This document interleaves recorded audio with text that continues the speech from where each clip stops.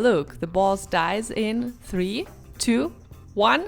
And this ranged rogue build not only destroys bosses and elites, but actually doesn't have any problems against larger groups of enemies. And yes, it's a high level build, but you still can start using it from lower levels while you're still leveling up. And now let's take a look at the skills, at the important aspects and at the Paragon board. So while the main skill for this build is rapid fire, but still we are gonna be using the basic skill here to amplify the rapid fire and to make it even more powerful. And we actually have a choice here. If you use a bow as the main weapon, say for example you've got just a really good bow, I'd suggest you to take forceful arrow as the basic skill, mostly because it adds to crowd control for you, knocks back close enemies, so that's a way for you to keep distance from them. If you use crossbow on the other hand, or else if you're still on lower level, in this case puncture is a better option, because it not only slows enemies, it also makes them vulnerable. On higher levels there are different ways to make enemies vulnerable, but for lower levels puncture remains the main way of doing this. The only problem with puncture is that it has a relatively short range, so it's not a best idea to combine it with bows, because bows benefit from attacking enemies from large distance. But anyway, rapid fire is our core skill. In most builds, players usually tend to use improved rapid fire to get energy back and to basically cast rapid fire non-stop almost for free. And while you're still leveling up, I guess this will be the best choice actually. You start with making enemies vulnerable with puncture, then attack them with rapid fire, and when using the improved rapid fire you won't have any problems with the energy management from the lowest levels, so that's pretty much the must-have option. But if you are on a higher level, there are other ways to restore energy. What I found is that using advanced rapid fire is extremely effective because you're getting additional 30% of critical strike damage after evading. It will just make your critical strikes extremely powerful. Here a very important note though, if you do take this upgrade, you have to have boots with extra evade charges, or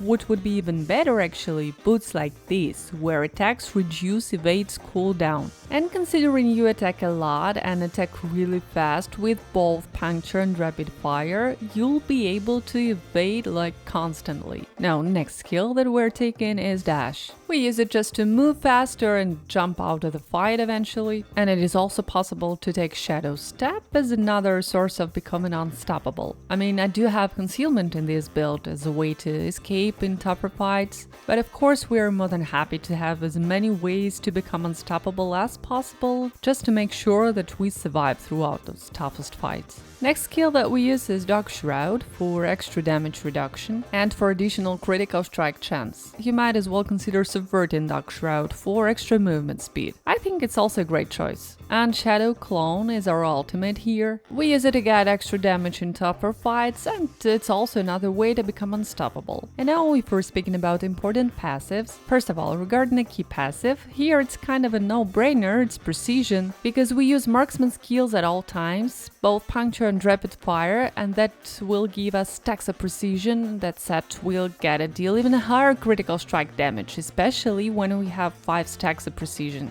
Then Stutter Step. It's a good one for additional movement speed. And I took Trick Attacks, just because we are gonna be dazing enemies all the time. One of our aspects will help us. By the way, you've already seen it, it's on the boots, and I really think it's a good one. And anyway, knocking down these dazed enemies will be really useful. Then we're moving on. Exploit, Malice and Weapon Mastery are must-haves just in like pretty much most of other builds. As for increasing our survivability, Reactive Defense is good, Sturdy is also pretty decent. I mean, we're not really planning on to fight on closer distances, but from time to time enemies will manage to get closer and will hit us. But the principal way to survive with ranged rogue, in my opinion, is Agile. For using cooldown increases your dodge chance by 12%. It helps a lot, it will help you get through and survive in many tough situations. As for energy restoration, Innervation does a great job here. In case if you think it's not enough, it's also possible to use some aspects, for example like this one. And speaking about the main aspects, an absolutely must-have is this one. It gives a rapid fire chance to ricochet to another target, and I suggest you to use it on your main weapon. We really want to have it on our main weapon. I used to have it on a ring before, but the thing is, 45% chance is not good enough.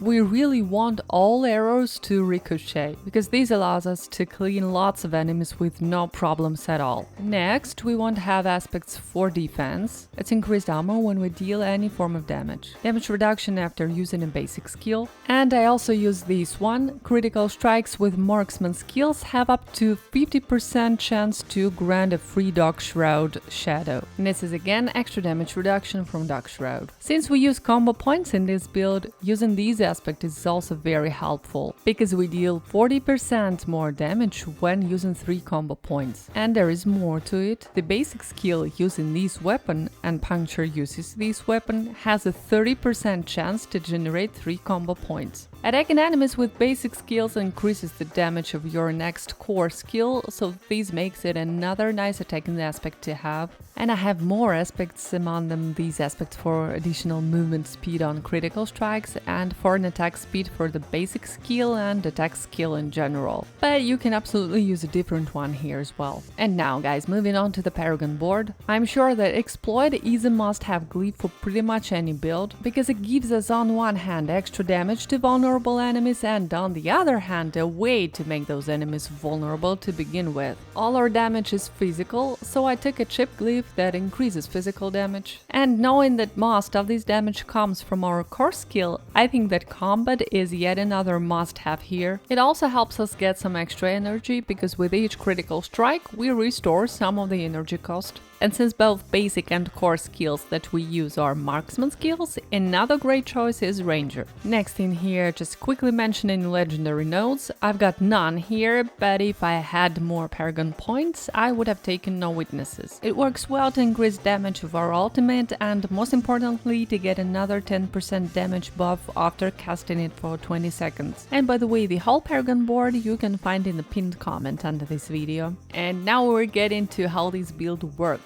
It's pretty simple. We can attack enemies from larger distances just by spamming rapid fire. If they come closer, we attack them with Puncture on a middle range. If they get even closer, that's where we evade and cast rapid fire. And of course it's better to evade and cast the rapid fire when you have 3 combo points, which is going to happen like all the time, because Puncture has an extremely high attack speed, and also because we have this unique dagger. When you're up against bosses or elites, in fact it's very easy. You just attack them, they are dazed, then they are knocked down and destroyed within literally seconds. In fights against numerous enemies, you should be evading all the time, dashing out to a safer distance, and again keep spamming rapid fire. Arrows will ricochet and clean enemies, especially if you have a shadow clone active. So, as you can see, the build is a true fun, with high damage, with high survivability. The only issue is that we don't really have any form of self-heal, that's why we must be really careful here. And guys, if you're looking for a good melee build, go ahead and take a look at